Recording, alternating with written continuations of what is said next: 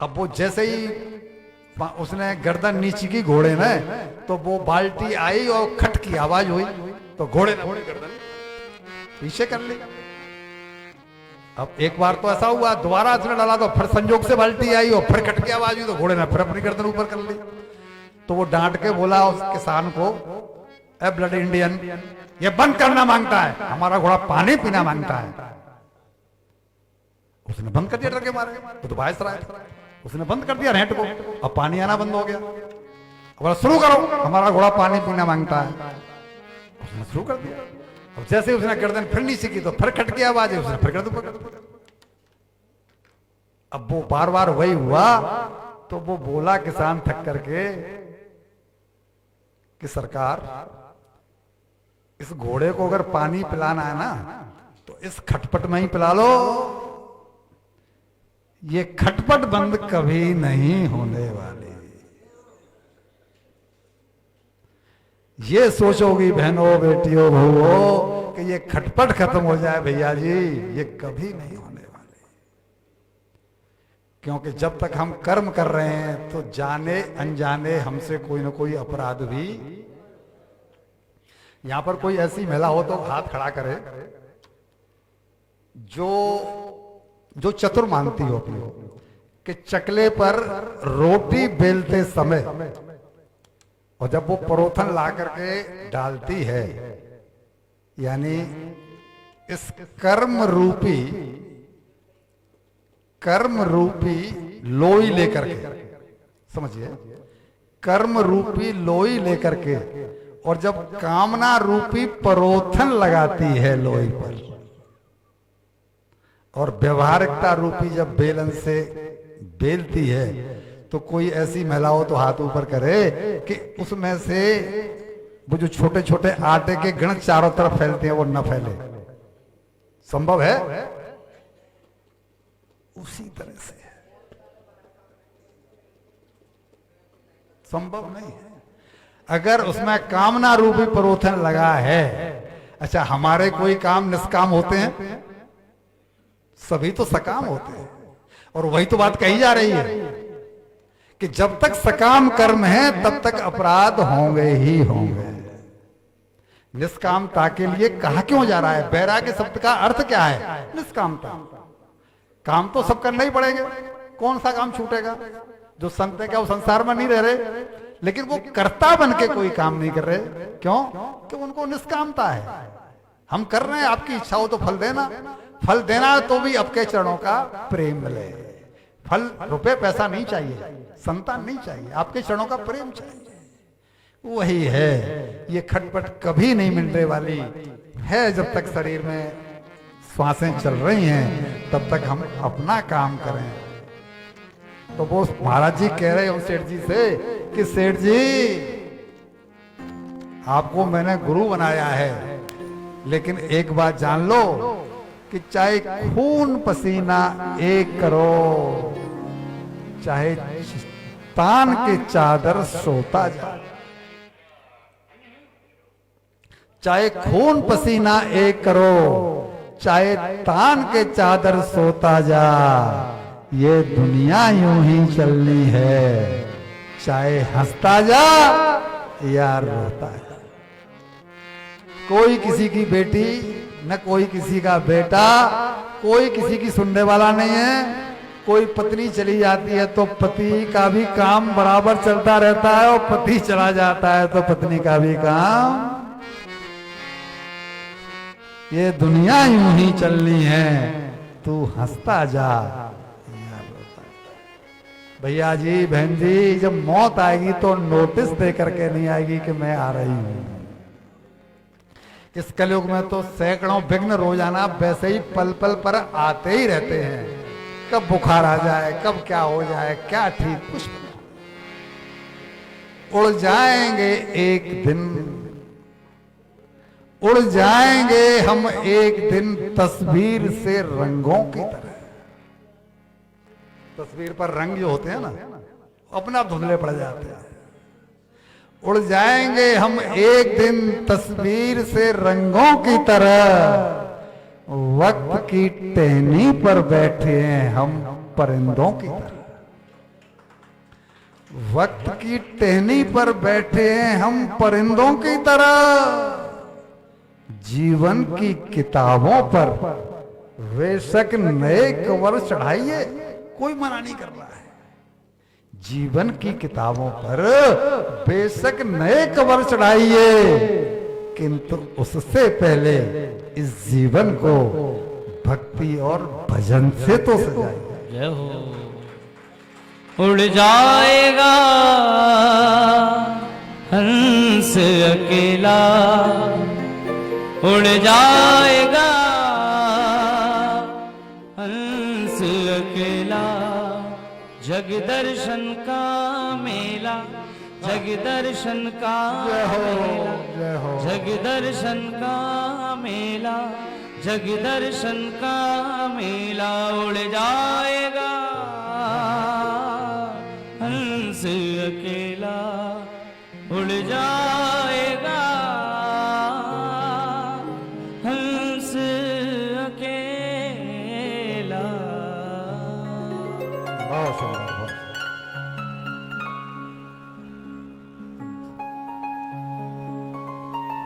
दो बहनें पास में एक चक्की थी। Slow slow slow slow. दो बहनें पास में एक चक्की किसी पड़ोसी के यहाँ रही होगी, वहां गई गेहूं पीसने के लिए। अब दोनों को भूख लगी है और गेहूं पीसने गई, और तो जब एक बहन तो पीस पीस के बीच बीच में गेहूं खाती रही, क्यों भूख लगी है। दूसरी उससे कह रही है कि देख भूख तो मुझे भी लगी है?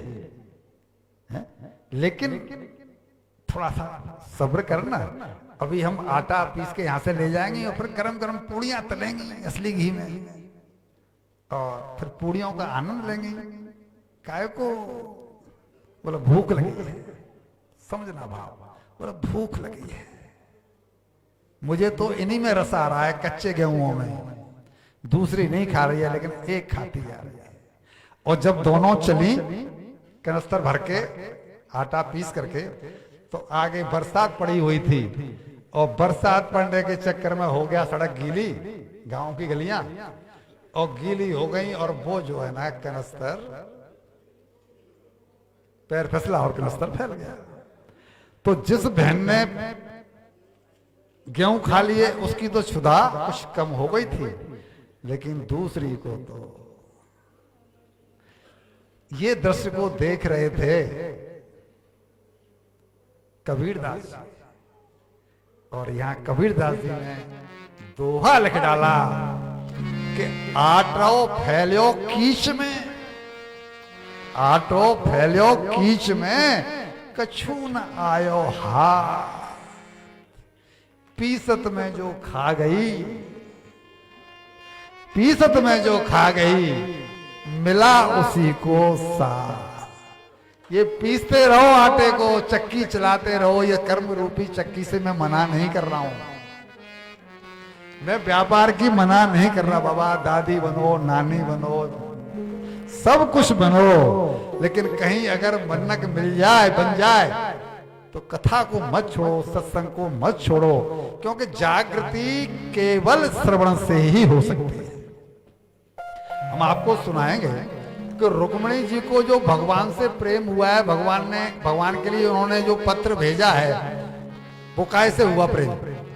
नारद जी के द्वारा उनके भगवान के बारे में सुना, तभी तो वहां श्रुत्वा शब्द लिखा हुआ है, श्रुत्वा यानी श्रवण करके रुक्मिणी जी को भगवान से प्रेम हुआ। तो हमको आपको बिना श्रवण किए हो जाएगा? चांस ही नहीं।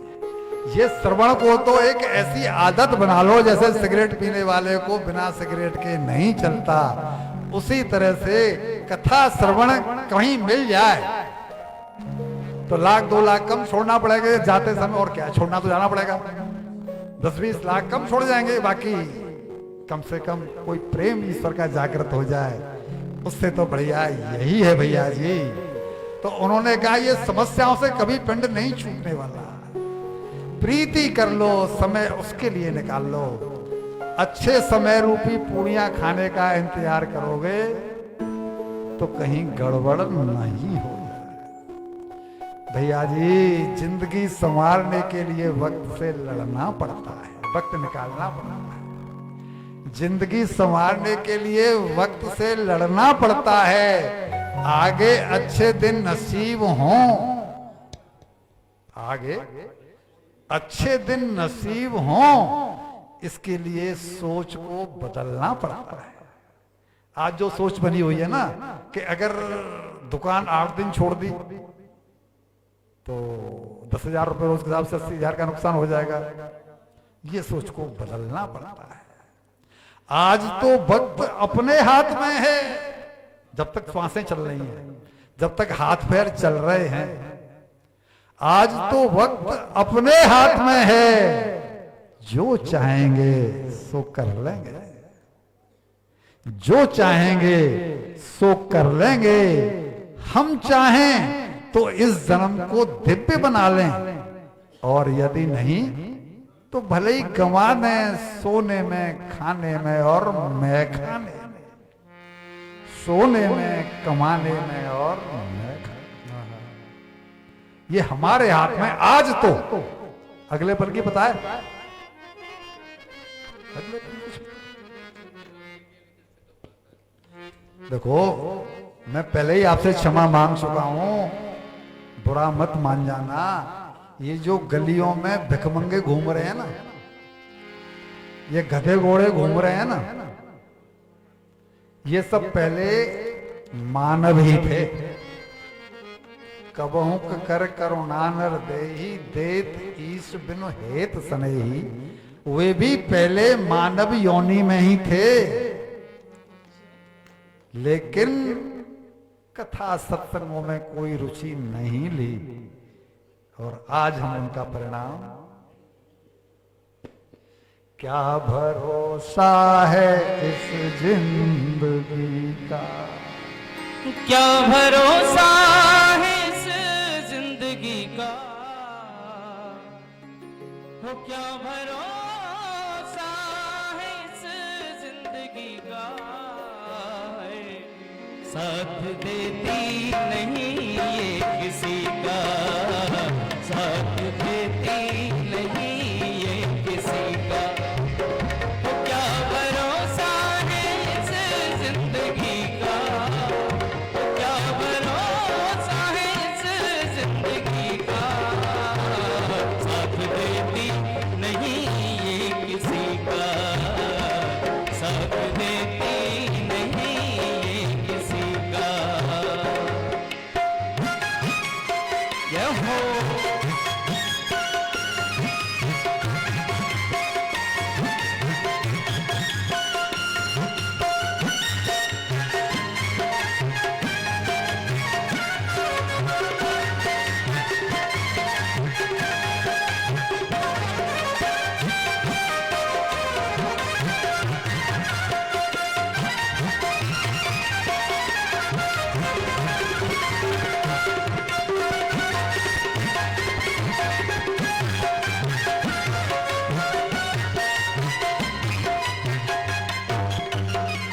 समा बुझ जाएगी जलते जलते,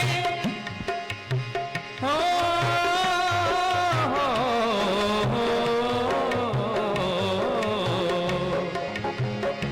समा बुझ जाएगी जलते जलते, हो समा बुझ जाएगी जलते जलते। दम निकल जाएगा आदमी का है, दम निकल जाएगा आदमी का। हो दम निकल जाएगा, दम निकल जाएगा, दम निकल जाएगा आदमी का। साथ देती नहीं ये किसी का है,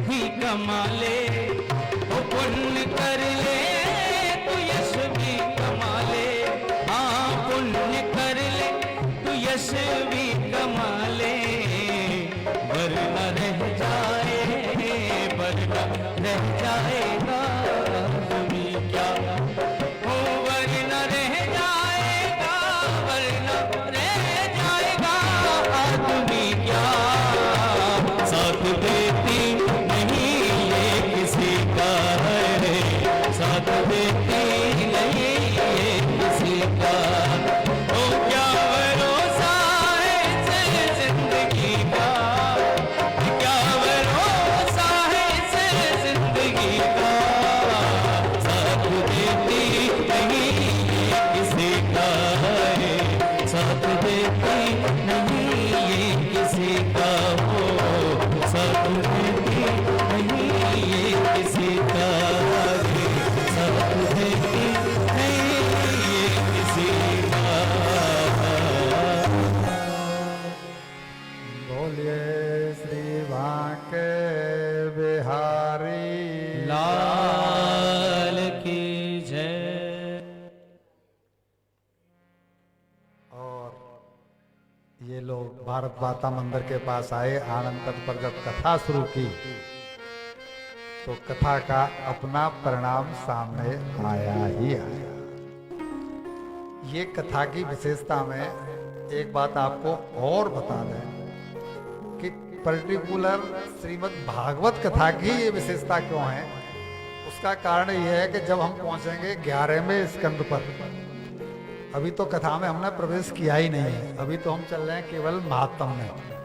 तो जब हम 11वें स्कंद में पहुंचेंगे तो वहां पर उद्धव जी का और भगवान श्री कृष्ण का संवाद हुआ है। जब भगवान ने धराधाम से जाने का विचार किया तब उद्धव जी ने उनसे प्रार्थना की, भगवान आप तो चले जाओगे, आपने तो पृथ्वी पर जो राक्षसों का प्रकोप था उससे पृथ्वी को निजात दिला दी, लेकिन आगे तो कलयुग आ रहा है।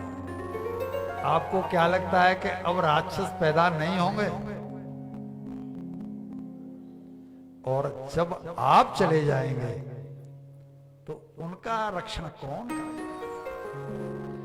ये चिंतन तो प्रभु मेरे दिमाग में तो हो रहा है, निश्चित रूप से आपको भी होगा कि ये उत्पत्ति तो कभी हो नहीं सकती। भगवान ने बोला कि तुम्हारा कहना एकदम सत्य है, लेकिन मैं कब तक धराधाम पर रहूं? एक सीमा होती है। मेरा उद्देश्य, जो मेरा इस जन्म का उद्देश्य था, पृथ्वी का भार हल्का करना, वो काफी हद तक पूरा हो चुका है, अब जाना तो पड़ेगा ही। तो लेकिन उद्धव जी की प्रार्थना पर भगवान ने विचार किया और तब वो अपने संपूर्ण तेज के सहित इस भागवत ग्रंथ में ही प्रवेश कर गए। त्रोधाय प्रवष्टोयम श्रीमद् भागवतार्णवम्, अपने पूरे तेज के साथ इस भागवत कथा में प्रवेश कर गए। इसलिए आपने सुना होगा कि वक्ता लोग कहते हैं कि ये भगवान की वांगमयी मूर्ति है, ये भगवान की शब्दमयी मूर्ति है, इसको आप पुस्तक मत मानो। एक इसमें जरा पेच रह जाता है कि ये तो सत्य होगा कि वो जो कह रहे हैं कि ये भगवान ही मेरे सामने बैठे हुए हैं, विराजमान है, ये तो सभी वक्ता कह रहे हैं और सभी श्रोता मान भी रहे हैं। लेकिन प्रश्न होता है कि ये मेरी घड़ी है, इसको मैं यहां जंगल में छोड़ दूं तो क्या जब तक मेरी इस पर नजर है कोई इसको उठाएगा? इसकी चोरी तभी होगी जबकि मेरी नजर इससे। तो जब ये भगवान बैठे हुए हैं तो भगवान क्या आपको नहीं देख रहे हैं? अच्छा, भगवान क्या मुझे नहीं देख रहे हैं? एक बात बोलो जी, या तो बोलो इस समय सुबह है, या बोलियो इस समय शाम है। बोलिए क्या है समय? शाम है, सुबह तो नहीं हो सकती ना। तो जब भगवान मेरे सामने बैठे हैं तो भगवान आपको नहीं देख रहे हैं, भगवान मुझे नहीं देख रहे हैं। कहो भगवान की दो ही आंखें हैं, अपार नेत्र हैं। तो आपके मन में क्या चल रहा है ये भगवान को पता है, और मेरे मन में क्या चल रहा है ये भी भगवान को। वक्ता ये तो कह देते हैं कि ये भगवान है, लेकिन इसके पीछे भाव क्या है, बोलना मत। अरे नोट कहां गए?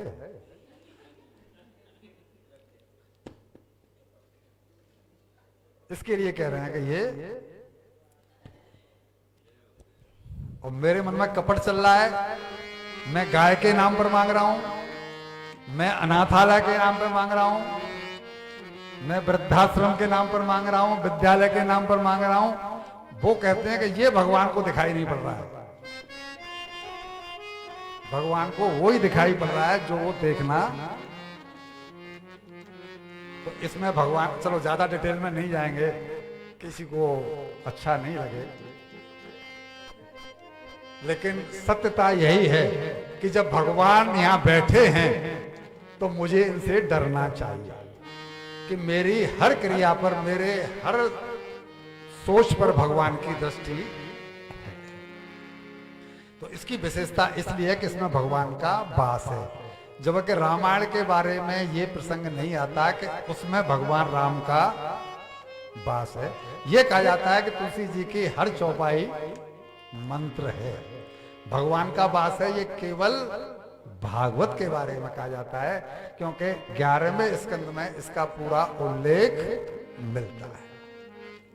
तो जैसे ही कथा शुरू हुई, कथा ने अपना रंग दिखाया, और वृंदावन से भक्ति महारानी और ज्ञान वैराग्य जो कि युवावस्था को प्राप्त हो चुके थे, और उनको लेकर के पहुंच गए हरिद्वार।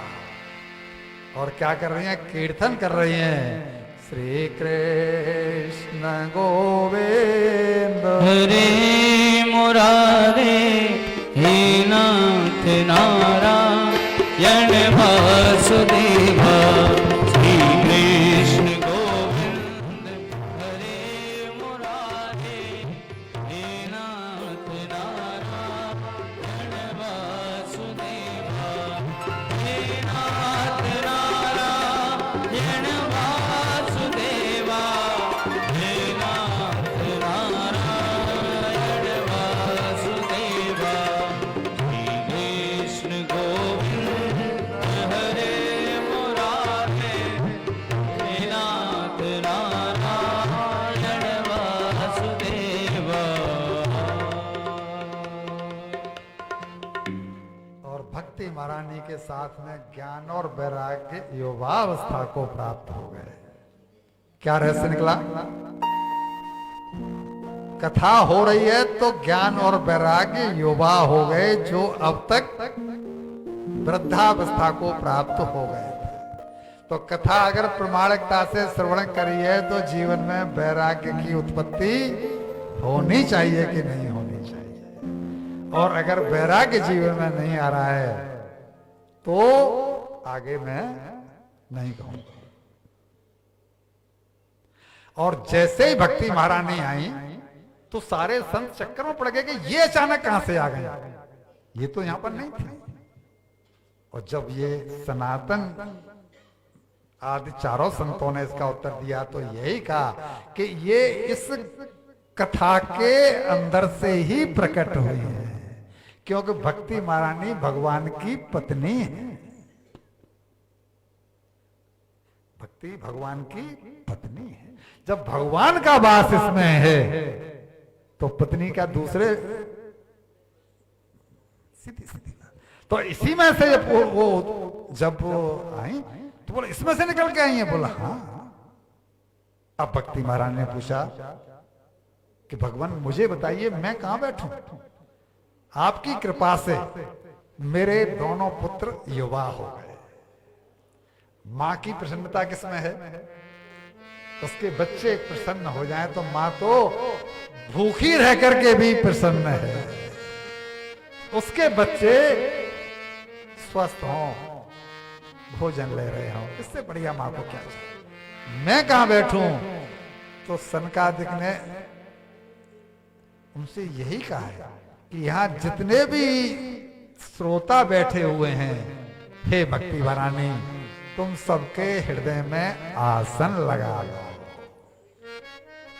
भक्ति महारानी यहां भी आई हुई हैं, क्यों कि जहां भागवत या कोई भी कथा सत्संग हो रहा होता है, वहां भक्ति के अलावा और कौन सी बात होती है, वो आती ही हैं। अभी हम आपके सुनाएंगे, भगवान भी आएंगे, अभी सुखदेव जी भी आएंगे, लेकिन विस्तार करने जाते हैं तो ये कथा फिर 7 दिन में पूरी नहीं होती। और आज तो प्रभु जी ने हमको अल्टीमेटम दे दिया है कि 7वें दिन कथा हुई तो हुई 1-8 घंटे, वरना हमको यहाँ से 12 बजे निकलना है। और आज आप 1.25 घंटा हमारा शोभा यात्रा में खा गए, यानी हमारे पास कुल आपने दिए 6 दिन, 1 दिन हमारा, इसलिए विस्तार करने से बच रहे हैं। और जैसे ही भक्ति महारानी सबके हृदय में विराजमान हुई हैं, तो स्थिति क्या हो गई कि सबके हृदय में रसीले हो गए सबके हृदय। भक्ति आने का सीधा सीधा अर्थ है कि द्वेष नहीं होगा। अगर किसी में द्वेष है, इट मीन्स वो अपने आप को भक्त कह ही रहा है, अभी हुआ नहीं। राग द्वेष फिर भक्ति में नहीं रहेंगे, राग भी नहीं रहेगा। राग, भक्त का राग अगर भगवान के चरणों में है तो उसको फिर राग नहीं, अनुराग कहते हैं। संसार के चरणों में है, मीन्स बहू बेटों में है, नाती पोतों में है, तब तो वो राग है। अगर भगवान की तरफ मुड़ गया है तो वो अनुराग हो जाएगा। इसलिए भक्त में राग भी नहीं होता और भक्त में द्वेष भी नहीं होता। यही तो भक्ति की विशेषता है। इन्होंने जब ये देखा तो नारद जी बोल पड़े कि ये तो हमने आज इस भागवत कथा की एक अनोखी ही महिमा देखी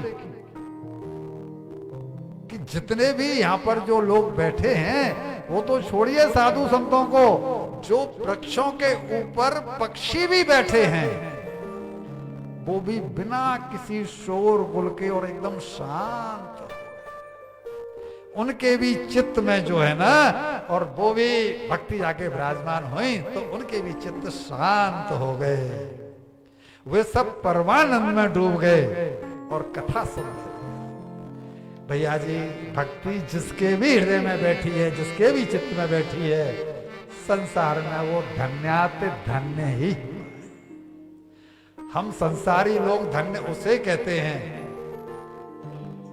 जिसकी 10 क्विंटल चांदी की रोजाना की सेल है। लेकिन शास्त्र उसको धन्य नहीं मानता।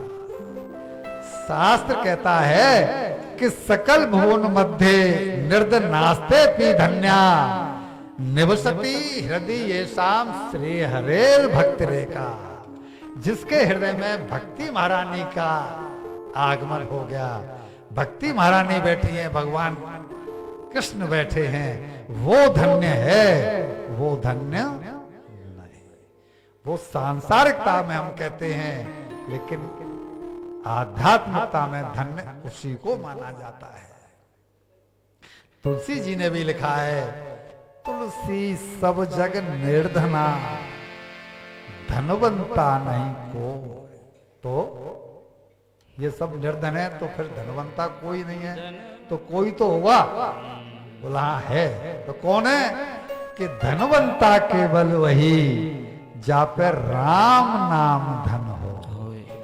क्यों कि संग में तो वो ही जाएगा, करोड़ों अरबों खरबों। तो ये आनंद की मस्ती ही अलग है साहब। किस्मत में जिसकी काना हो, दुनिया से उसको क्या चाहिए। वैराग्य का परिणाम और क्या, भक्ति का परिणाम और क्या। किस्मत में जिसकी काना हो, दुनिया को उससे क्या चाहिए। बस गई जिसके दिल में भक्ति, बस गई जिसके दिल में भक्ति, दुनिया से उसको क्या चाहिए, जो जीता कृष्ण आश्रय पर, जो जीता कृष्ण आश्रय पर, संतत से उसको क्या चाहिए। बेटा हमको ये देगा कि नहीं देगा, बहू देगी कि नहीं देगी, ये तभी तक है जब तक कि हम संसार के स्तर पर जी रहे हैं। जो जीता कृष्ण आश्रय पर, संतत से उसको क्या चाहिए, जिसकी इच्छा निज मुक्ति की, जिसकी इच्छा निज मुक्ति की, धन संपत्ति उसको क्यों चाहिए, धन संपत्ति उसको क्यों चाहिए। जिसको भोग विलास करने हैं उसको रोकड़ा चाहिए, करोड़ों अरबों रुपए चाहिए, 2 रोटी खाने के लिए कितना पैसा चाहिए भाई। इन चीजों पर जब तक हमारा ध्यान नहीं जाएगा, हम कितनी भी कथाएं सुन लें, कितने भी वस्त्र बदल लें, कितने भी शहर बदल लें, कुछ लाभ तो नहीं होने वाला। लाभ तो तभी होगा जो पाप। हम आपको पहले ही बता चुके हैं कि जहां भक्ति होगी वहां भगवान बिना बुलाए पहुंच ही जाएंगे। इसको आप ऐसे समझो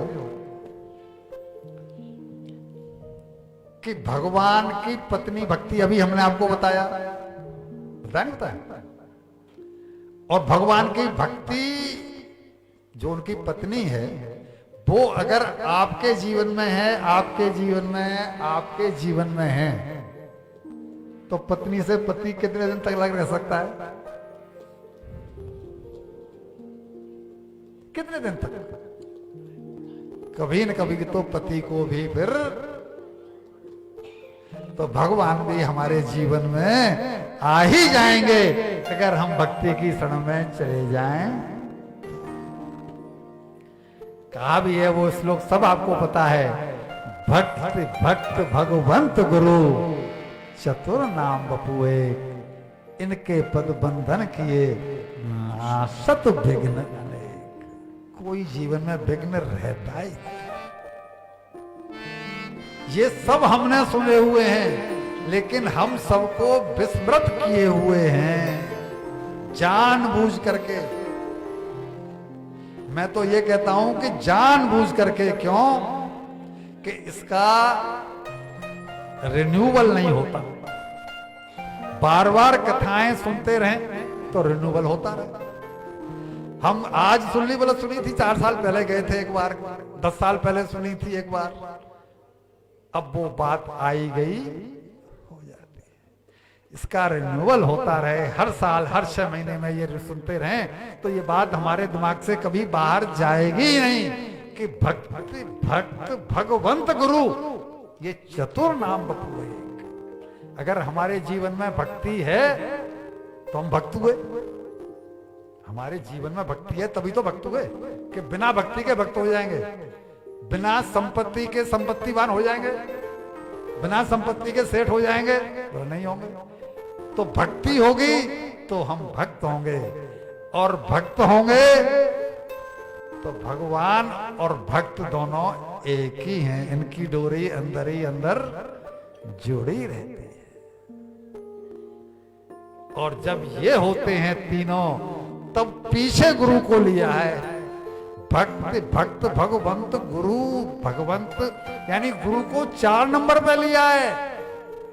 इन तीनों को पाने के बाद में जो गुरु बनता है वो गुरु है, कोई रोटी राम गुरु नहीं है जो आजकल लोगों ने अपने नामों के आगे लगा रखे हैं। और जब वो गुरु होता है तो जीवन में धन्यता के अलावा और कुछ होता ही नहीं। बहुत ऊंची चीज है भक्ति। जो हम करते हैं वो उपासना है। हम सब कहते यही है कि हम भक्ति कर रहे हैं, हम भक्त हैं, लेकिन हमको कहना चाहिए कि हम उपासक हैं। उपासना शब्द का अर्थ क्या हुआ? किसी को बताओ तो उंगली करो ऊपर। भगवान के पास में आसन, उप आसन, इसको कहते हैं उपासना। मंदिर में हम बैठे भगवान जी का जो विग्रह है, भगवान जी का जो मंदिर है, वहां के बगल में हमने अपना आसन लगाया। उस समय हम उपासना कर रहे हैं। और जिस दिन हम भक्त हो जाएंगे तो भगवान से अलग है का, और भगवान से अलग है तो कह दो फिर ये श्लोक झूठा है क्या, कि भक्त भक्त भगवंत गुरु चतुर नाम बपू एक। इसलिए तब तक अपने आप को भक्त नहीं कहना चाहिए जब तक कि ये स्थिति नहीं हो जाए। और भक्त हो जाने के बाद में संसार में मन नहीं लग सकता, नहीं लग सकता, नहीं लग सकता। उपासना सम टाइम होती है। आप 1 घंटे भगवान के सामने आसन लगा करके बैठे, यानी उप आसन, भगवान के पास में अपना आसन लगाया, उसे हम कहते हैं उपासना।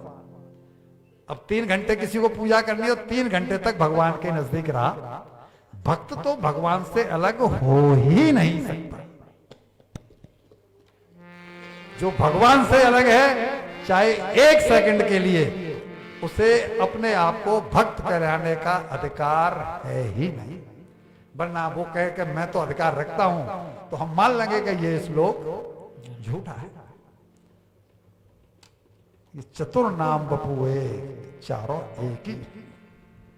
और यहां पर वही हुआ, ये जो श्लोक हमने आपको सुनाया है चरितार्थ हो गया।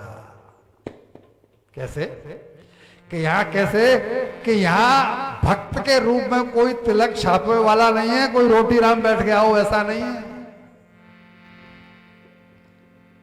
यहां नारद जी बैठे हुए हैं। कथा श्रवण कौन कर रहा है? जजमान कौन है? नारद जी।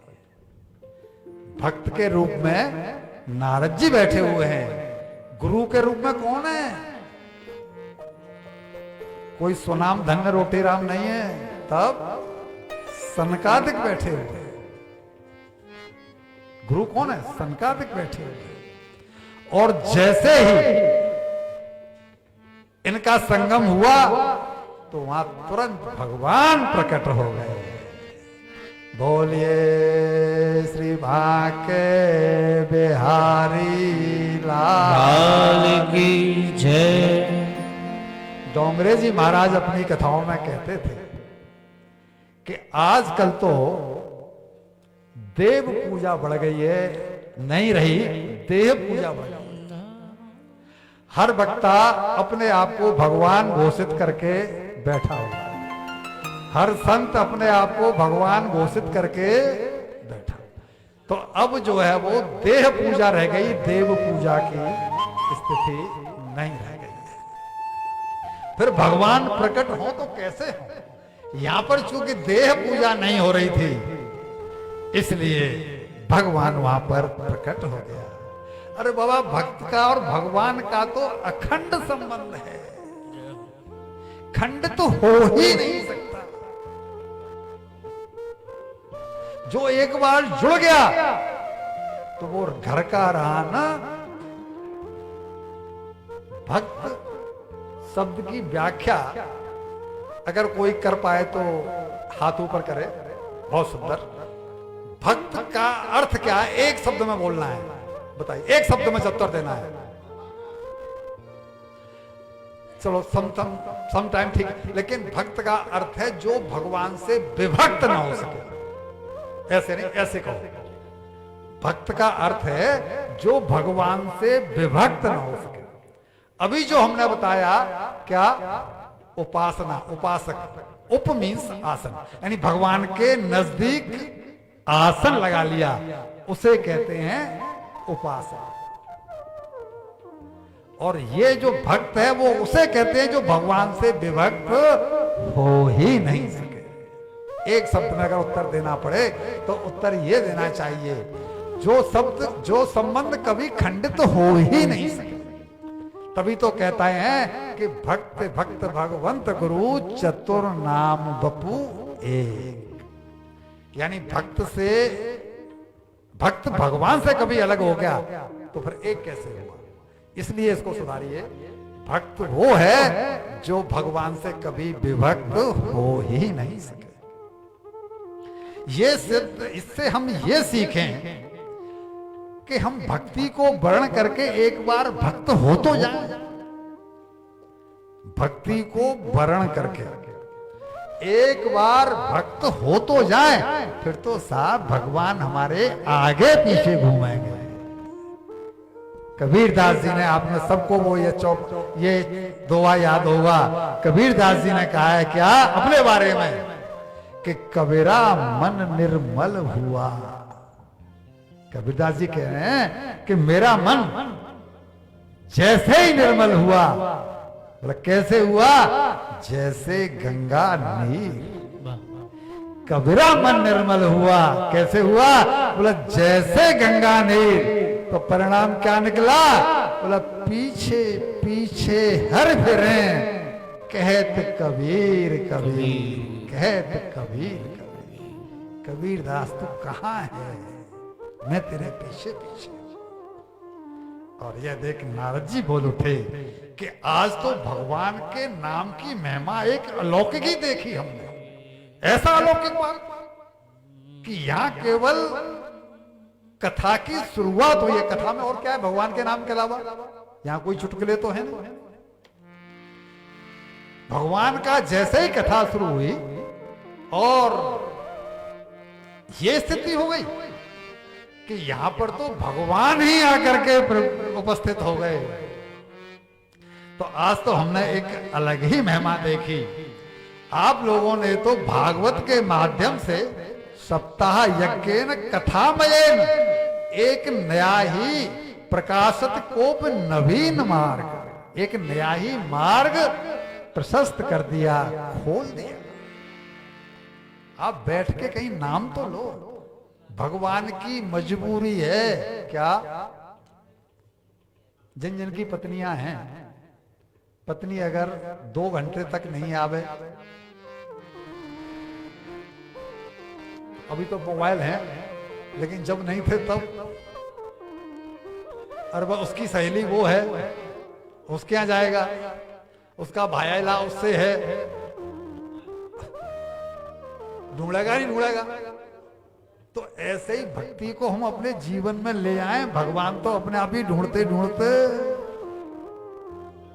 यहां गई होगी, वहां गई होगी, कहां जाएगी। और जब हमारे जीवन में भक्ति आ गई तो भगवान तो पीछे पीछे अपने आप ही आ जाएंगे, देखने की जरूरत ही नहीं है साहब, अपने आप चलेंगे पीछे पीछे पीछे। और उन्होंने कहा कि आपने तो एक नवीन मार्ग खोज दिया। सप्ताह यज्ञ ने कथा में एक नया मार्ग ही प्रशासित कर दिया। अब मैं मान गया कि चित्त शुद्धि, 2 शब्दों को बोल रहा हूं मैं, सब लोग ध्यान देना, बोलिए मत बीच में। चित्त शुद्धि और ईश्वर साक्षात्कार का इससे बढ़कर कोई दूसरा साधन हो ही नहीं सकता। ईश्वर साक्षात्कार मतलब जहां भक्ति है वहां ईश्वर को तो आना ही पड़ेगा। पत्नी को छोड़ के आप कितनी देर तक, कितने दिनों तक दूर रह पाएंगे? कब तक? भगवान की पत्नी है भक्ति महारानी, भगवान कब तक दूर रहेंगे? हम भक्ति महारानी को अपने जीवन में ले तो आए, भगवान तो पीछे पीछे।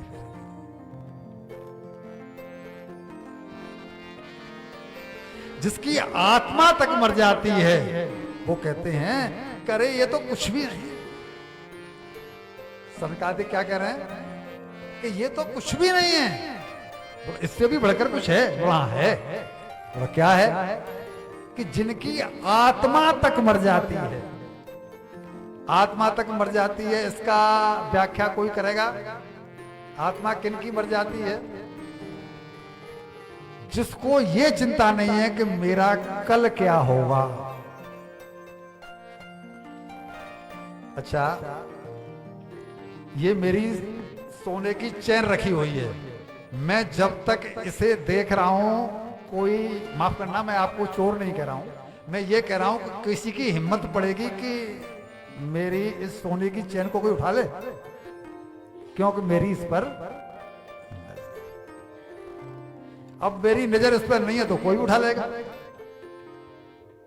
वही हिसाब है इसका कि जिनकी आत्मा तक मर जाती है, वो भी इससे तर जाते हैं। वो जो है ना, वो भी निष्पाप हो जाते हैं। हम तुम्हें प्रमाण के रूप में एक प्राचीन इतिहास सुनाते हैं कि भक्ति जिनके जीवन में होती है उनका क्या परिणाम होता है। अब इन्होंने सुनाया है अजामिल प्रसंग। अभी हमारे पास है आधा घंटा, हम आधा घंटा में इस प्रसंग को पूरा करेंगे। हम मजबूर हैं, हम आप सबसे क्षमा चाहते हैं कि हम कथा में जितनी कथा को महत्व नहीं देते, उतना ध्यान इस बात पर देते हैं कि आपके दिमाग में वो बात उतर जाए, फिर वो किसी भी तरह से उतरे। मैंने सुबह के सत्र में ही आपसे कान पकड़ के माफी मांग ली थी कि मैं जरा कड़वा वक्ता हूं, मीठा वक्ता नहीं हूं। कड़वा वक्ता हूं, लेकिन आप मुझे अपना मान करके मुझे सुनते रहना, सहन करते रहना। आपका ध्यान खींचूंगा बात बात पर। अब भक्ति महारानी का प्रसंग सुनाया। अब वो कह रहे हैं कि ये तो कुछ भी नहीं, जिनकी आत्मा तक मर जाती है वो भी इस कथा के श्रवण से मुक्त हो जाते हैं। और तब उन्होंने प्रसंग सुनाया ये आत्मदेव का। आत्मदेव पुरे तस्मिन् सर्ववेद विशारद श्रोत स्मार्ते सुनिश्रांतो द्वितीय एव भास्कर। अब मैं आपका ध्यान खींचूंगा कि ये जो आत्मदेव ब्राह्मण हैं, इनके गुण तो देखिए। फिर मैं आपका ध्यान खींचूंगा कि इन गुणों के होते हुए भी इनकी स्थिति क्या है, और इसको हम अपने ऊपर उतारे हैं। ये कथा हम किसी आत्मदेव के लिए नहीं कर रहे हैं। ये कथा हम किसी नारद जी के लिए नहीं कर रहे हैं, सनकादिक के लिए नहीं कर रहे हैं, नहीं सुन रहे हैं। हम अपने कल्याण के लिए सुन।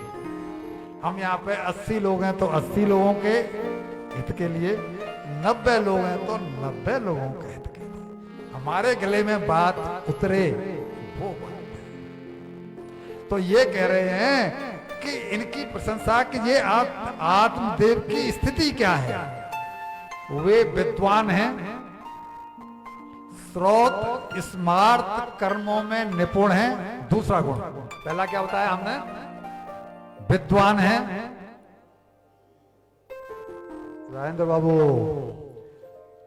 वे विद्वान हैं, श्रोत स्मार्त कर्मों में निपुण हैं, ब्राह्मण हैं। 3 गुण हो गए। फिर कहते हैं कि द्वितीय एव भास्कर। भास्कर कहते हैं सूर्य, यानी सूर्य के समान तेजस्वी है। तो ड्रॉबैक क्या रह गया? किसकी बात कर रहे हैं हम? ये आत्मदेव ब्राह्मण के मैंने जो आपको गुण बताए, यानी इतने गुणों के होने के बावजूद भी इनकी स्थिति क्या हुई है। अब आगे दूसरे सूर्य के समान तेजस्वी जो ब्राह्मण है उसकी स्थिति क्या हुई, वो इस कथा को सुना करके, अभी हम महात्म में चल रहे हैं, अभी हमारा कथा में प्रवेश नहीं हुआ है। ये अभी भी कथा का महात्म ही है। ये महात्म किस लिए बताया जाता है कि इससे हम जान लें कि इस कथा का महात्म इन्होंने ये किया और उनके साथ में वो हुआ। किन किन ने इससे क्या पाया और किन किन ने इसको न करके क्या क्या गंवा दिया। तो इतनी प्रशंसा करने के बाद में वो कह रहे हैं कि ये तो ऐसे थे, लेकिन इनकी पत्नी जो धुंधली थी वो थी झगड़ालू।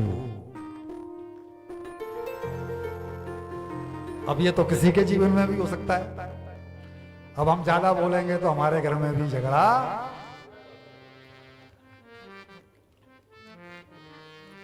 अजी आप हंसे क्यों?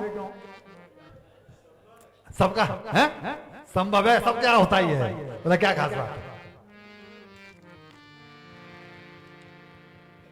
तो जो सूर्य के दूसरे सूर्य के समान हैं, उनकी पत्नी संयोग से उन्हें ऐसी मिली। क्रूरा, कृपणा, कलह प्रिया। क्रूर है, कृपण है और कलह उसको बहुत प्रिय है। जब तक कलह न कर ले तब तक उसकी रोटी पचती ही।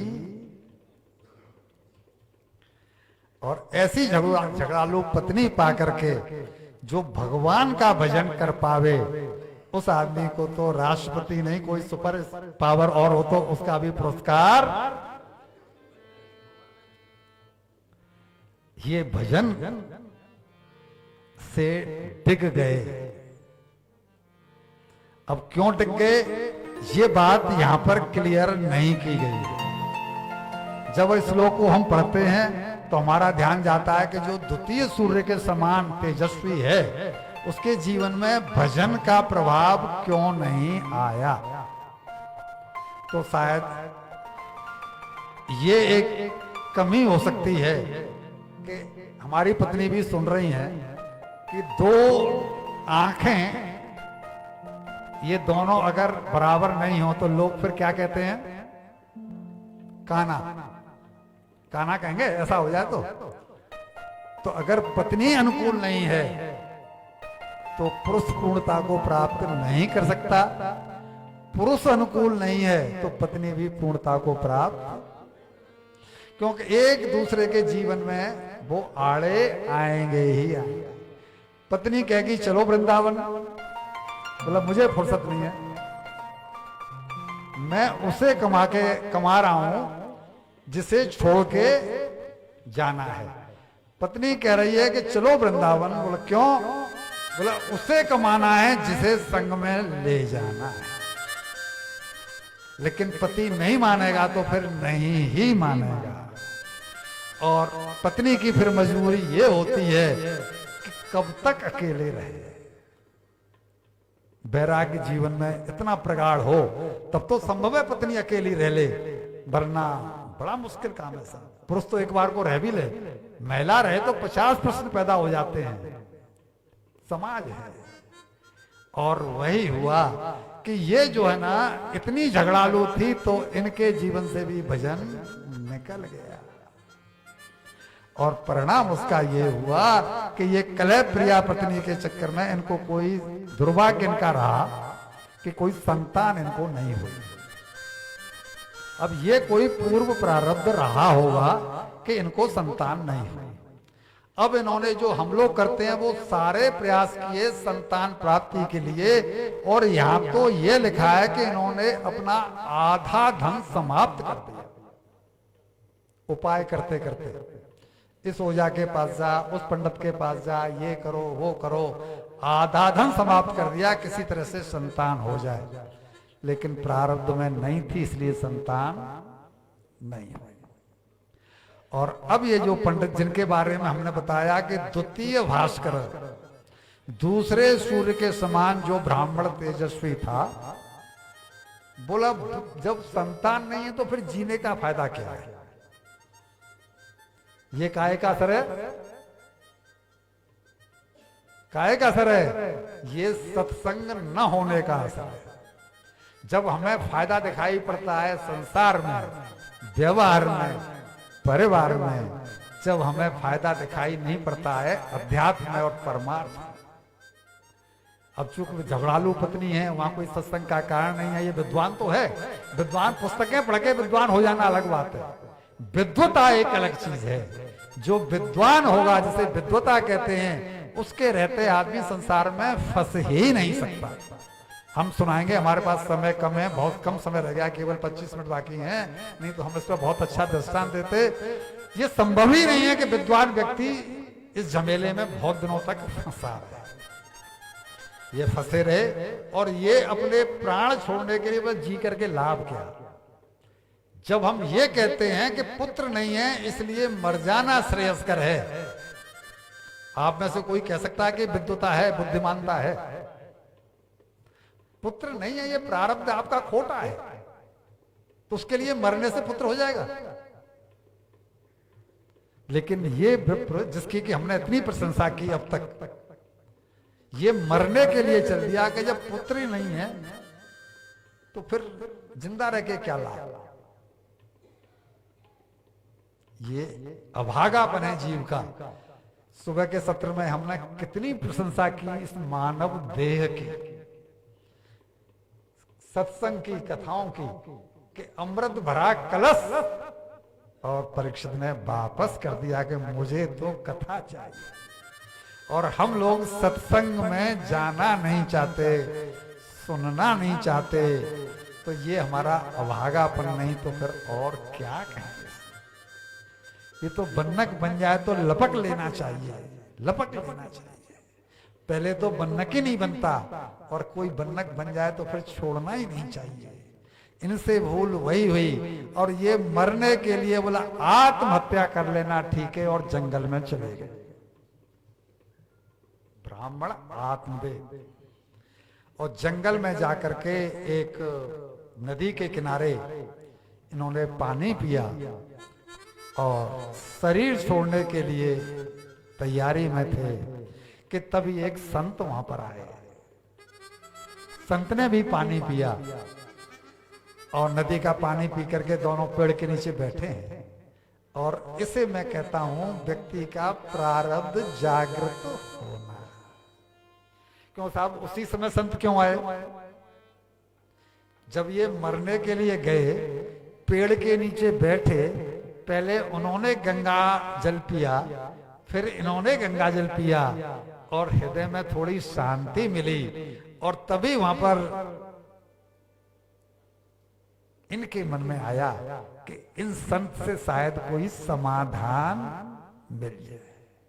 और जैसे ही इनके मन में आया तो संत तो त्रिकालदर्शी होते हैं, उन्होंने जान लिया कि ये भक्त कुछ व्याकुल है, और पूछ लिया कि क्या बात है, आप क्यों रो रहे हैं, आप क्यों व्याकुल हैं, आपके इसका क्या कारण है।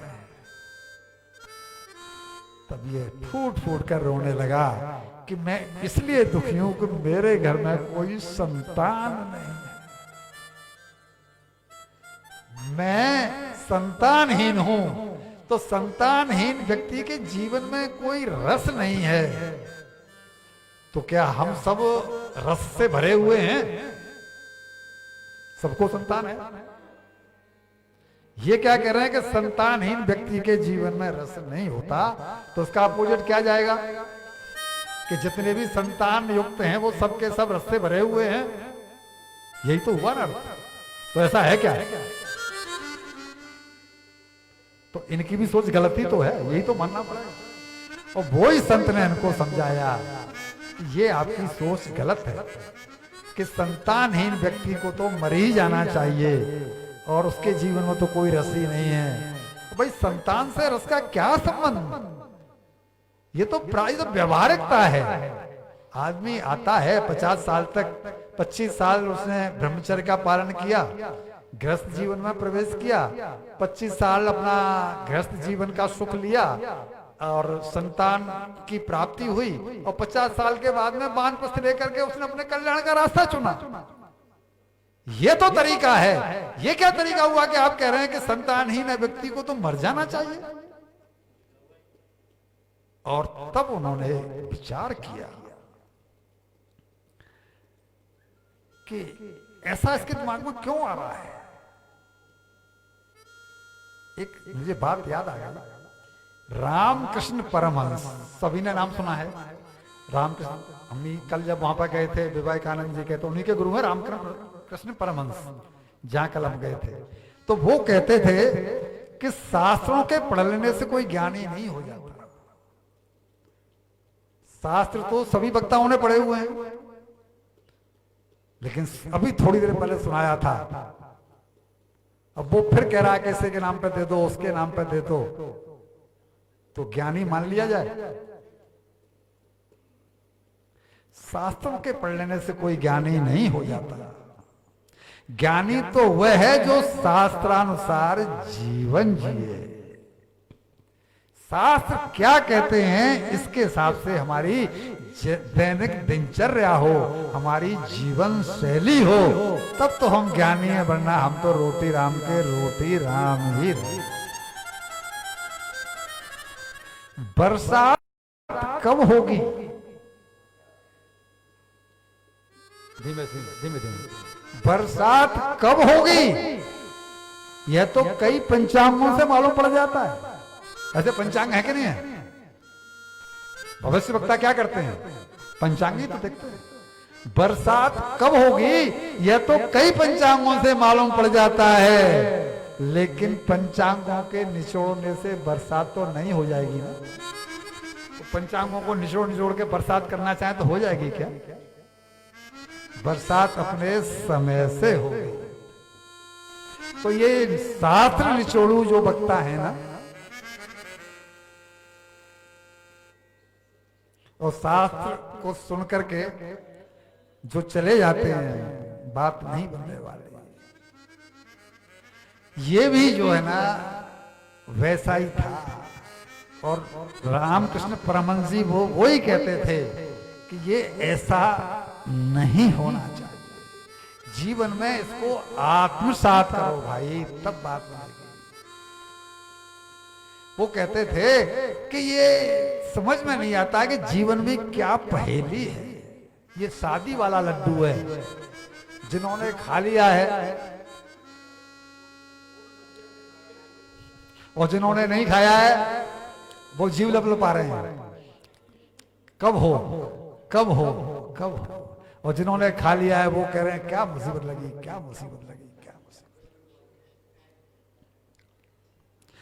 और ये भी वैसा ही ज्ञानी है।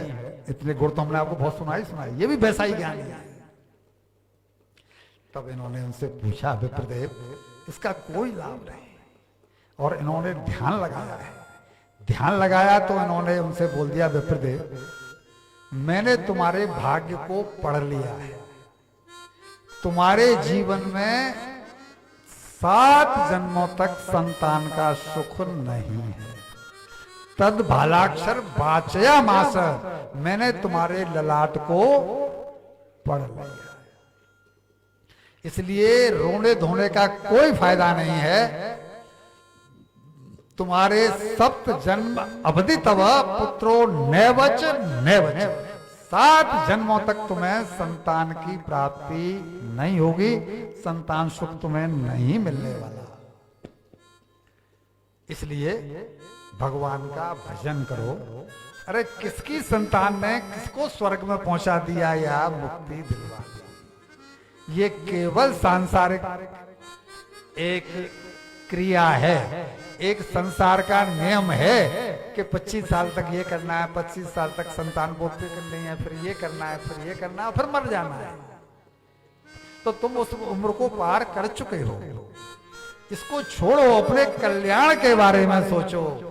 तुम्हारे भाग्य में संतान नहीं है। अरे किसकी संतान ने आज तक किसको बैकुंठ में पहुंचाया है?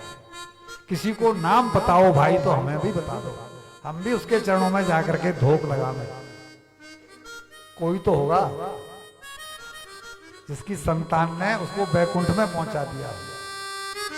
वो ही कह रहे हैं भाई तुम मत गलती करो विप्रदेव, किसी की संतान ने आज तक किसी को बैकुंठ में नहीं पहुंचाया। ये रोना धोना छोड़ो और भगवान का भजन करो, अपना कल्याण करो। यहां पर कोई किसी का नहीं है, सब या तो चुकने आए हैं या चुकाने आए हैं। चुकने और चुकाने का खेल है। कोई चुक रहा है या कोई चुका। क्यों आके रो रहा है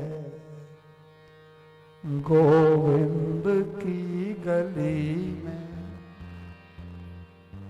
कह रहे हैं क्यों आके रो रहा है गोविंद की गली में? हर दर्द की दवा है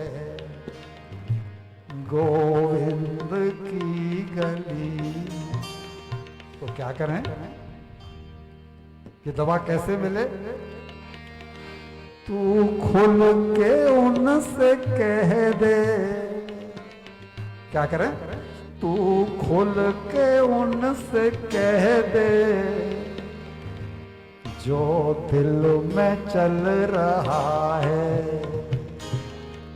हर एक आदमी पिस रहा है, कुड़ रहा है, कह ही नहीं पा रहा। क्यों? कि गोविंद के सम्मुख नहीं है। हम लोग गोविंद के सम्मुख हों तब तो मन की बात को कह पावे। हम या तो सास के सम्मुख हैं, या ससुर के सम्मुख हैं, बेटे के सम्मुख हैं, या पति के सम्मुख। तो फिर कहें कैसे? शास्त्र कहता है कि तू खुल के उनसे कह दे, जो दिल में चल रहा है। क्यों? कि हर दर्द की दवा है गोविंद की गली। कभी बैठो तो सही उनके सामने। हर दर्द की दवा है गोविंद की गली। वो चींटी से लेके हाथी, चींटी से लेके हाथी तक की वो सुन रहा है। भगवान चींटी की नहीं सुनते? चींटी से लेके हाथी तक की वो सुन रहा है। हर सुबह खुशनुमा, हर सुबह खुशनुमा है गोविंद की गली। हर सुबह खुशनुमा है, लेकिन ईमानदारी से अगर पूछा जाए तो हम कितने लोग हैं जिनकी हर सुबह खुशनुमा है? ये गोविंद की गली में ही संभव है। हर सुबह खुशनुमा है गोविंद की गली। क्यों आके रो रहा है गोविंद की गली। लेकिन आत्मदेव को सन्यासी का ये प्रवचन नहीं सुहाया। क्यों? कि मर्ज कुछ अलग है और दवाई कुछ अलग दी जा रही है। मर्ज है संतान का, और स्वामी जी दवाई दे रहे हैं कल्याण की। दवाई कल्याण की और मर्ज है संतान का। दवाई काम नहीं करेगी। बोला महाराज ये उपदेश मुझे नहीं सुहा रहा है। क्यों? कि मेरा मर्ज अलग है। मुझे तो संतान ही चाहिए, मुझे तो बेटा ही चाहिए। क्यों? कि पुत्र पुत्रा से, नाती पोते और नाती पंथियों से भरा पूरा परिवार जिसका है वो ही धन्य है और वो ही सुखी है। मेरी सोच तो ये है। और हम में से 99.9%, चलो कहूंगा तो बुरा लगेगा, इस सारे को ही हम उसी को धन्यता मान रहे हैं, जबकि धन्यता का लक्षण वो नहीं है। संत बोले, अरे क्यों विधाता के लेख को मिटाना चाहने आया? तू क्यों तुला हुआ है? क्यों अपना गर्त में जाना चाहता है? क्यों अपना भविष्य बिगाड़ना चाहता है? आज तक किसी को किसी के बेटे से कुछ मिला है क्या? तेरे भाग्य में नहीं है। मैंने बोला ना 7 जन्मों तक नहीं। पूछ बैठे किसके बेटे ने किसी, आप में से किसी को नाम याद हो तो मुझे बताना। किसके बेटे ने किसे लिया पलक बैठा? किसके बेटे ने किसे लिया पलक बैठाल? कौन गया है पुत्र से होकर यहां निहाल? कोई नाम तो गुनाओ भैया जी। कौन गया है पुत्र से होकर यहां निहाल। अरे विप्र बता सके तो एक ही तू मुझे बता देना, बता सके तो केवल एक, बता सके तो एक ही तू विप्र बता देना, नहीं तो अब सन्यास ले जाकर जप हरना। यहां किसी को कभी नहीं मिला सुख, ये संसार दुखालय है। गीता का श्लोक क्लियर कह रहा है, दुखालय शाश्वतम। हमको संसार में जन्म मिला है, क्यों मिला भाई? कुछ हमसे पुण्य बने, कुछ पाप बने, तभी तो, नहीं तो क्यों मिलता? जब पाप बने तो उसका फल भोगना ही पड़ेगा। ये संसार दुखालय है, इसे मान जा, छोड़ दे। आज तक कभी किसी को नहीं मिला, लेकिन वो सर ही पीटने लगा कि मैं तो आपके चरणों में ही प्राण छोड़ दूंगा अगर मुझे आपने पुत्र नहीं दिया तो। अब हम आपसे पूछेंगे ये पुत्र अड़ क्यों गया? तो इसलिए अड़ गया कि बोल दिया ना पहले कि तुझे 7 जन्मों तक पुत्र नहीं है। तो वो क्या कह रहा है कि जब आप मेरे 7 जन्मों तक के लेखे जोखे को पढ़ सकते हो तो आप तो अंतर्यामी हो भगवान। तो जब आप 7 जन्मों का लेखा जोखा पढ़ सकते हो, आप पुत्र देने में भी समर्थ हो। अब तो मैं पुत्र प्राप्त करके ही रहूंगा, वरना आपके चरणों में ही प्राण त्याग दूंगा। संत बोले बड़ा जिद्दी व्यक्ति है, समझने को तैयारी नहीं है।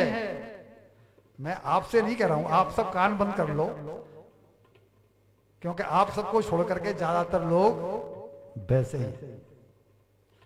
शास्त्र कह रहे हैं, संत कह रहे हैं, जहां भी हम जाते हैं कहां सुनने को मिलता है कि औलाद पैदा करो, औलाद के सहारे ही लगाते रहो। इन दादियों को पूछो कि नातियों के पोतों के मल साफ कर रहे हैं, क्या सुख मिल रहा है? लेकिन दादी को लगता है कि अगर ये सुख प्राप्त नहीं किया तो जीवन अधूरा।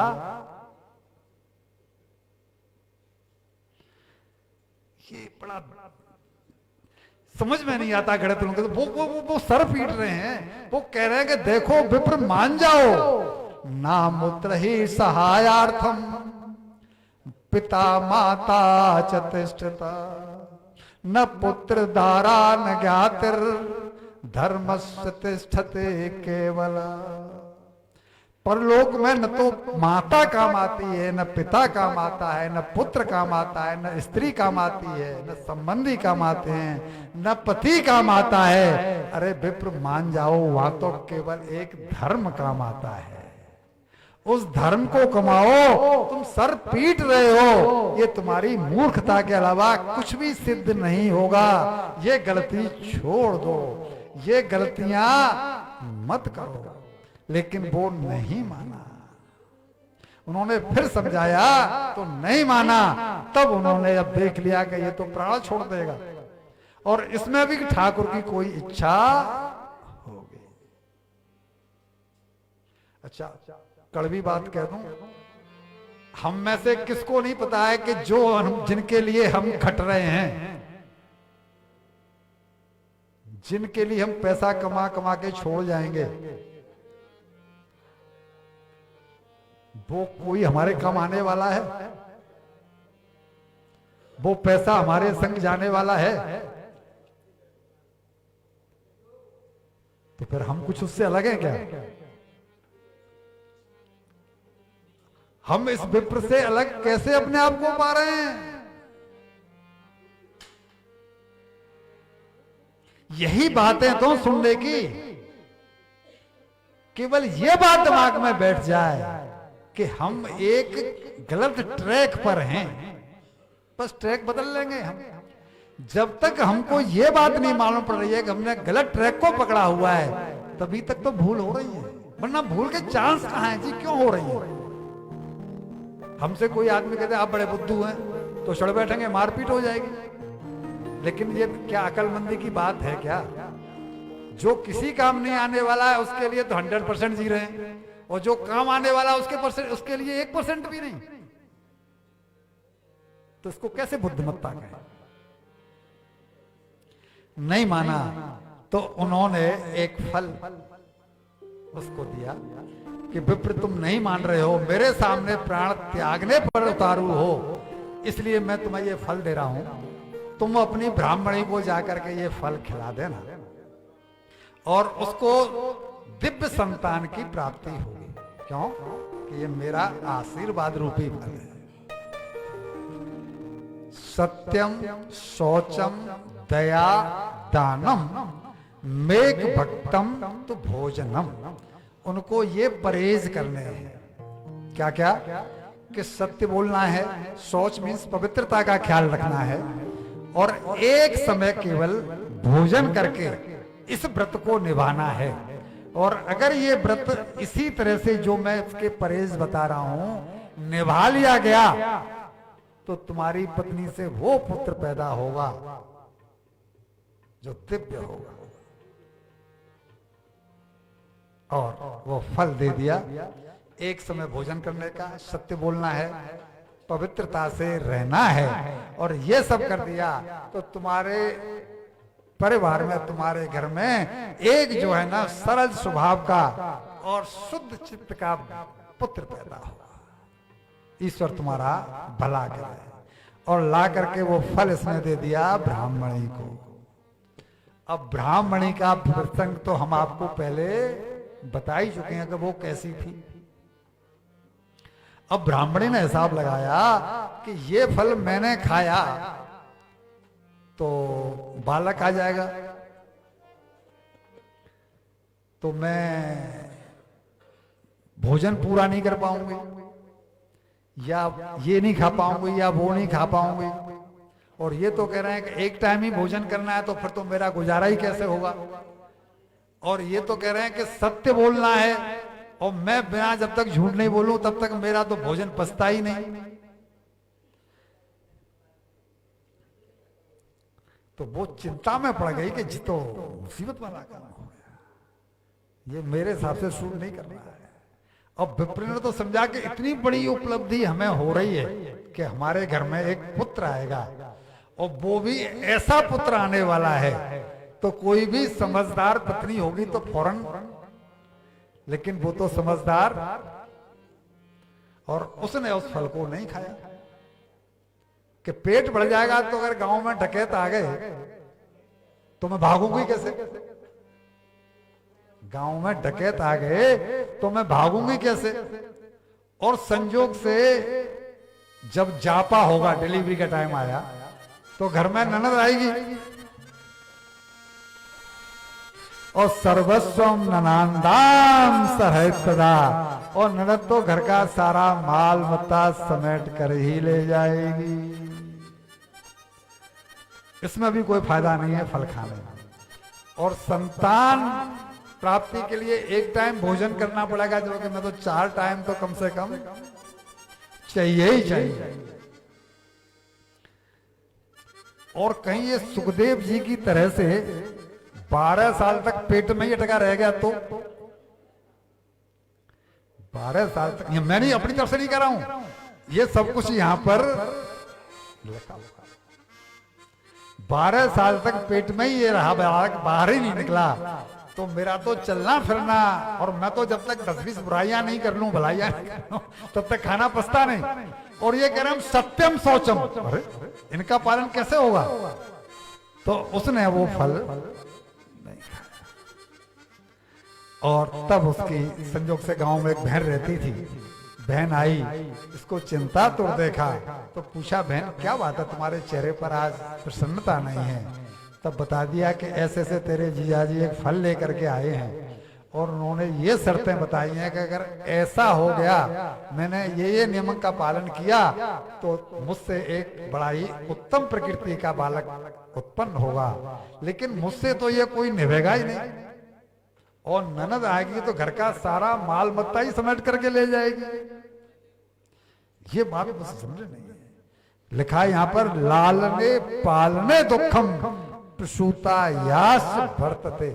उसके लालन में कष्ट, उसके पालन में कष्ट, प्रसूता अवस्था की ये स्थिति। मेरी समझ से तो बंध्या व विधवा नारी सुखनी चेत में मति। मेरी बुद्धि से तो वही महिला सुखी है जो या तो बंध्या हो अथवा विधवा हो। बंध्या या विधवा नारी। अब ऐसी महिला को पति कैसा मिला है? आत्मदेव जैसा। ये धुंधली कौन है? ये धुंधली कोई महिला नहीं है, ये धुंधली हमारी मति है, हमारी बुद्धि है। ये बुद्धि को जब तक हम स्नान नहीं कराएंगे ना कथा भागवतों में, तब तक ये बुद्धि सुधरने वाली नहीं है।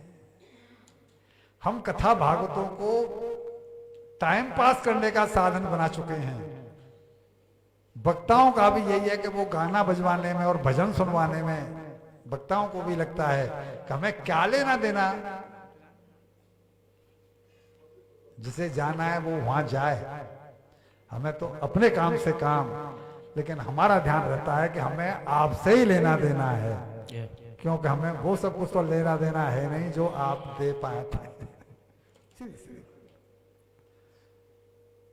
ये सब बातें जो है ना, और इसने तर्क कुतर्क करके उल्टा सीधा तत्फलम नैव भक्षतिम, इसने वो फल खुद न खा करके और अपने घर में पलने वाली गाय को खिला दिया। क्यों कि वो जो इसकी बहन आई थी उसने सलाह दी थी। वो क्या कह रही है कि तू चिंता क्यों कर रही है, क्यों पतली पड़ रही है? मैं क्या करूं? 9 महीने पीछे जब पतिदेव पूछेंगे कि बालक क्यों नहीं हुआ, तब क्या जवाब दूंगा? तब वो बोली तू चिंता मत करे, इस फल को तो खिला दे गाय को, तेरे घर में जो गाय पल रही है, और मैं गर्भवती हूं, जो मेरी संतान होगी मैं तुझे ला करके दे दूंगी। तू आज से ही पेट पर कपड़ा बांध के और घर के भीतर रहना शुरू कर दे और ये अनाउंस कर दे कि मैं प्रेग्नेंट हूं। और 9 महीने पीछे इस पट्टी को खोलना जो पेट पर तूने बांधी हुई है, और मैं तुझे चुपके से अपना बालक जो मुझे होगा वो दे जाऊंगी, और तू मेरे पति को कुछ धन दे देना। तेरे घर में कोई खाने वाला नहीं है और मेरे घर में पलटन पड़ी हुई है, लेकिन भोजन के दानों के लाले पड़े हुए हैं। दोनों की बात बन जाएगी। ये तो धुंधली है ही, उसने उसकी बात स्वीकार कर ली। परिणाम क्या हुआ? पतिदेव ने पूछा तुमने फल खा लिया? बोला हाँ, तो आपने लाया था तभी मैंने खा लिया। जब किसी ने फल को खिला दिया था घर में पलने वाली गाय को, खुद को फल नहीं खाया। और अब समय हमारे पास कम है, 8:05 हो चुके हैं, हमें कथा को विराम देना है, इसलिए शॉर्ट में चल रहे हैं। अब इसने वो फल तो खाया नहीं, वो तो खिला दिया गाय को। और जब इसने पट्टी बांध ली पेट पर और बहन को ये आश्वासन मिल जाने के बाद में कि मैं तुझे अपना बालक दे जाऊंगा, ये निश्चिंत हो गई। ये हिस्ट्री की पहली महिला रही होगी जिसने गर्भ में ही बालक को बेच दिया। धुंधली क्या है? धुंधली हमारी मति है, बुद्धि है। हम लोगों की ये जो मति है ना, बुद्धि है, वो इतनी धुंधली हो चुकी है कि हमको न तो पाप नजर आ रहा है, न पुण्य नजर आ रहा है, न अपना नजर आ रहा है, न पराया नजर आ रहा है कि क्या हमारे हित में है और क्या हमारे अहित में है। और इसने जब वो फल खुद तो नहीं खाया, गाय को खिला दिया।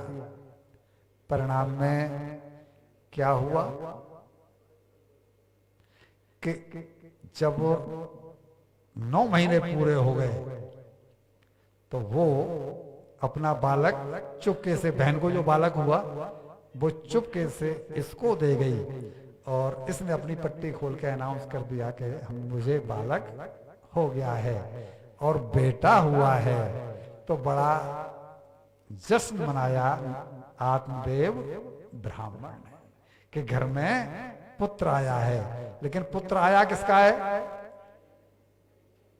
किस मां का आया है? जिसने पेट में ही अपने बालक को बेच दिया।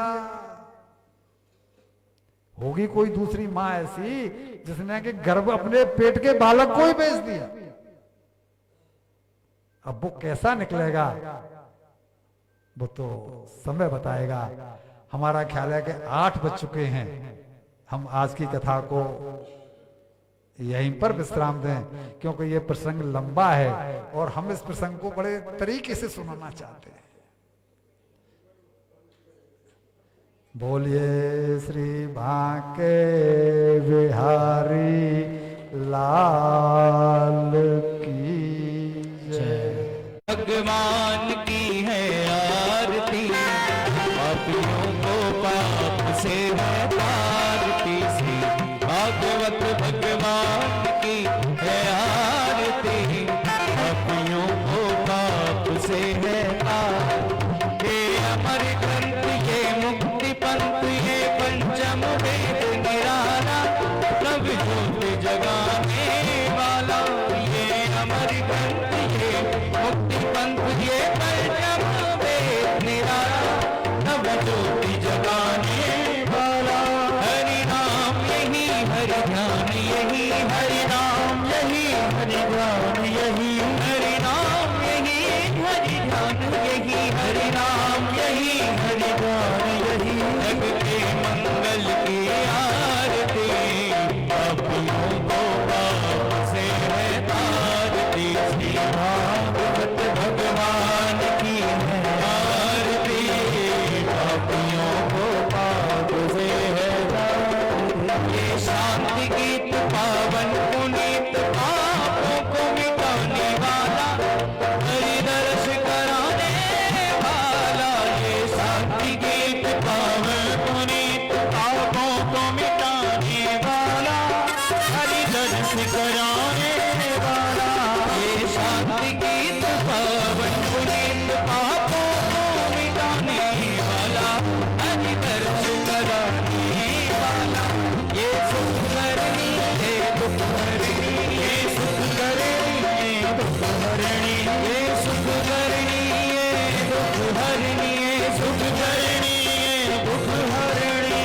मधुसूदन की आरती, पापियों को पाप से है तारती। श्री भागवत भगवान की है आरती, पापियों को पाप से है तारती।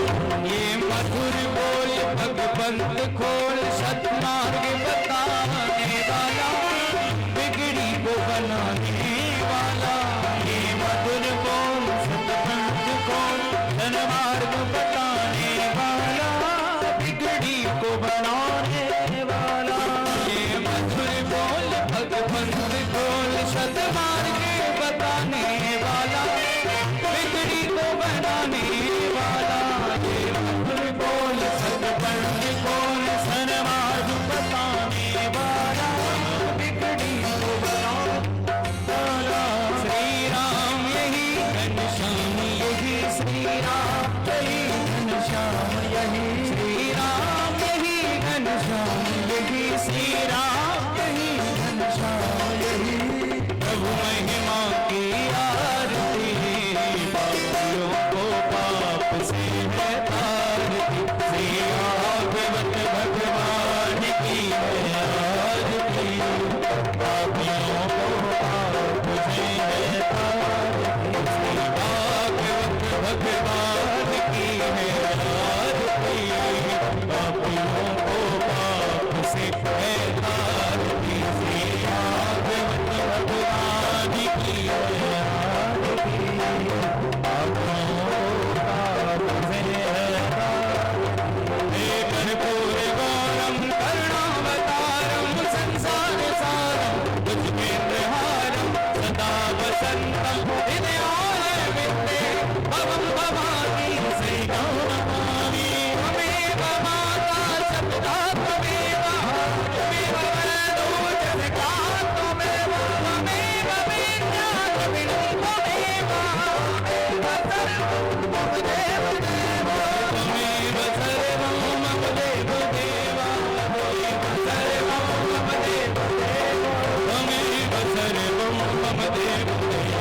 त्वमेव सर्वं मम देव देवा ओम जलिन शीतलीकरणं द्यौः शान्तिरन्तरिक्षं शान्ति पृथिवी शान्तिरापः शान्तिरुपदया शान्ति वनस्पतयः शान्ति विश्वदेवा शान्ति ब्रह्म शान्ति सर्वगुण शान्ति शान्तिरेव शान्ति सामा शान्तिरेति हरि ओम हस्ते अक्षर पुष्पाणि गिरित्वा मंत्रस्माञ्जलिं पठेयो हरि ओम यजनेन यज्ञवन्त देवास्तान् धर्माणि पुष्पाण्यासन्नादेना कम्मयमानः सचन्ते पूर्वेशाद्याः सन्ति देवाः हरि ओम एकदन्ताय विद्महे वक्रतुण्डाय धीमहि तन्नो श्रीदन्ते प्रचोदयात् हरि ओम नन्दनन्दनाय विद्महे यशोदानन्दनाय धीमहि तन्नो श्रीकृष्णः प्रचोदयात् हंस हंसाय विद्महे परमहंसाय धीमहि तन्नो श्रीशुकः प्रचोदयात् सेवन्ति कामकुलचम्बकपाटिलाब्जै पूर्णाभजादिगरुवेररसालपुष्पै बिल्वप्रमाल तुलसीदलमञ्जरे त्वां पूजयामि जगदेश्वर मे प्रसीद नानासुगन्धिपुष्पाणि यथा कालोद्भवानि च पुष्पाञ्जलिर्मया